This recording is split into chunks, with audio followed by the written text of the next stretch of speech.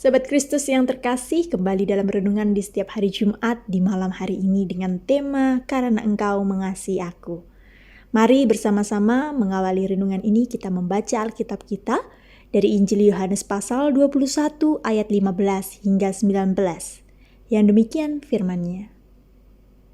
Sesudah sarapan, Yesus berkata kepada Simon Petrus, "Simon, anak Yohanes, apakah engkau mengasihi aku lebih dari mereka ini?"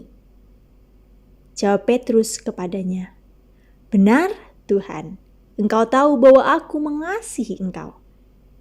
Kata Yesus kepadanya, "Gembalakanlah domba-dombaku."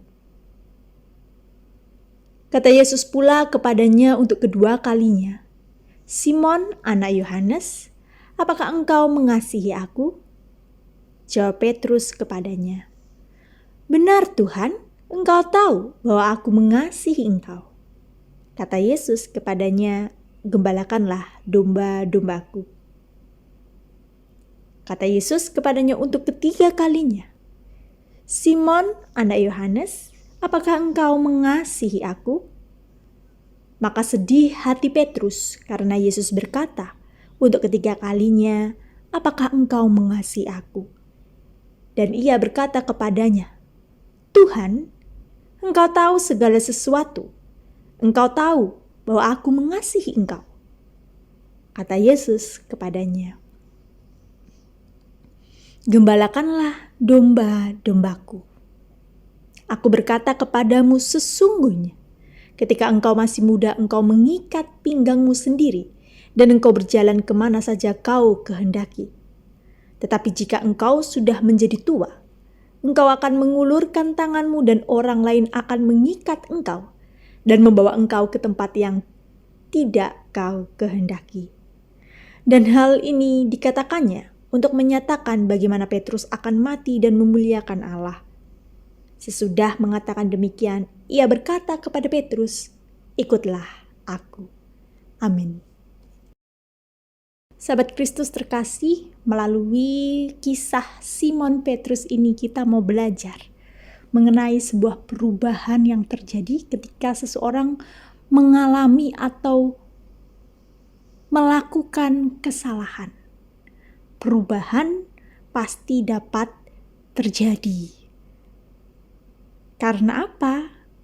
Karena perjumpaan dengan pengampunan dan kasih sayang dari Tuhan. Inilah yang bisa kita lihat dari kisah Simon Petrus.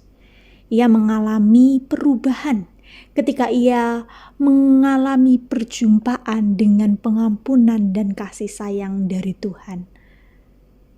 Tetapi dalam dunia realita kita saat ini, masih juga ada banyak orang yang mengalami jamahan kasih sayang Tuhan dan mengalami perubahan. Tapi setelah sekian lama kembali lagi pada perilaku yang lama, yang salah, yang buruk. Bagaimana itu bisa terjadi?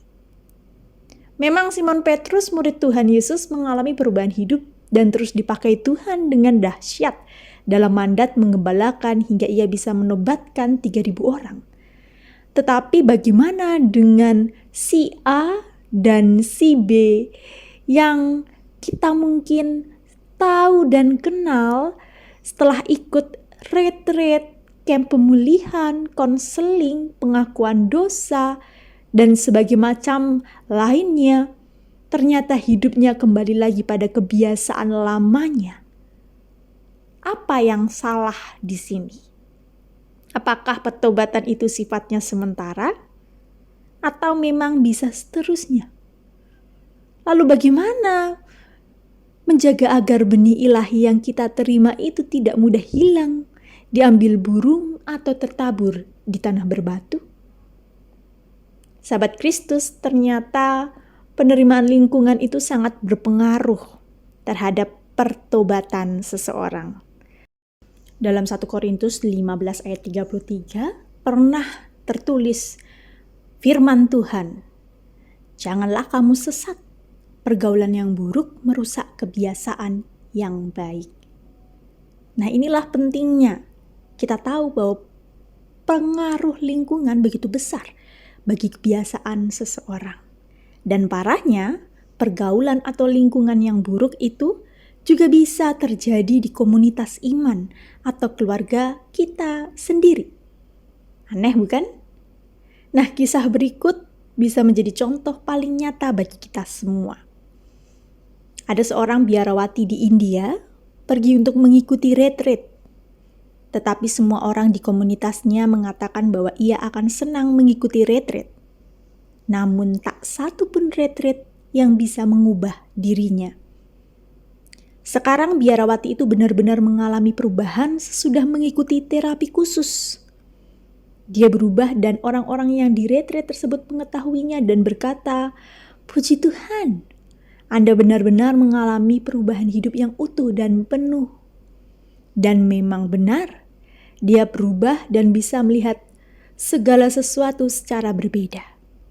Hal itu tercermin dalam matanya, penampilan tubuhnya, dan tingkah lakunya. Nah, kemudian biarawati itu kembali ke komunitasnya. Dan benar komunitasnya memiliki prasangka terhadap dirinya. Anggota komunitasnya tidak benar-benar melihat perubahan hidupnya dan beranggapan bahwa hal itu hanyalah sementara saja. Mereka berkata, "Oh, memang dia nampaknya telah mengalami sedikit pengalaman rohani. Tetapi tunggulah, dia akan segera mengalami keadaan tertekan lagi." Dan dalam beberapa minggu kemudian, dia benar-benar mengalami perasaan tertekan lagi. Biarawati itu bereaksi terhadap reaksi anggota temannya, komunitasnya. Dan kini mereka berkata, "Lihat, kami telah mengatakan sebelumnya dia sebenarnya belum berubah, bukan?" Nah, tragedi yang sesungguhnya terjadi adalah dia telah berubah, tetapi anggota komunitas tidak melihatnya dan membangun persepsi bahwa perubahan tersebut hanyalah sementara.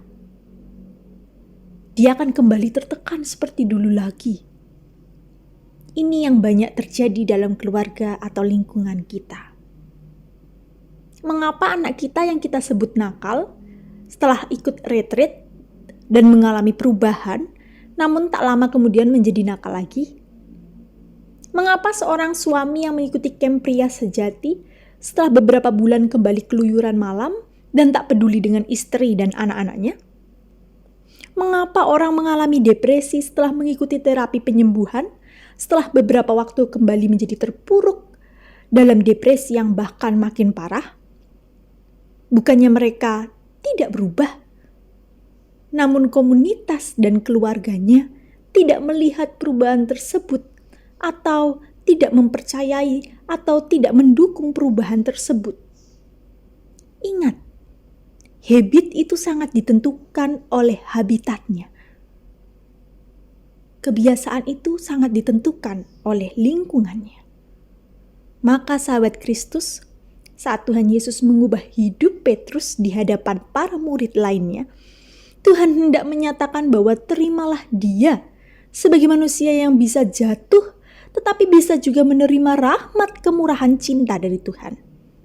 Sebagaimana ketika kita jatuh, maka kita juga membutuhkan orang lain, yaitu komunitas yang bersedia menjadi teman seperjalanan kita. Itulah hakikatnya gereja. Itulah pesan pengembalaan yang Tuhan titipkan bagi Petrus, agar ia juga bisa menjadi sesama domba yang saling menggembalakan kawanan domba Allah. Karena itu, hendaklah engkau selalu rendah hati, lemah lembut, dan sabar. Tunjukkanlah kasih-Mu dalam hal saling membantu dan berusahalah memelihara kesatuan roh oleh ikatan damai sejahtera. Satu tubuh dan satu roh, sebagaimana kamu telah dipanggil kepada satu pengharapan yang terkandung dalam panggilanmu. Satu Tuhan, satu iman, satu baptisan, satu Allah dan Bapa dari semua, Allah yang di atas semua dan oleh semua dan di dalam semua. Amin.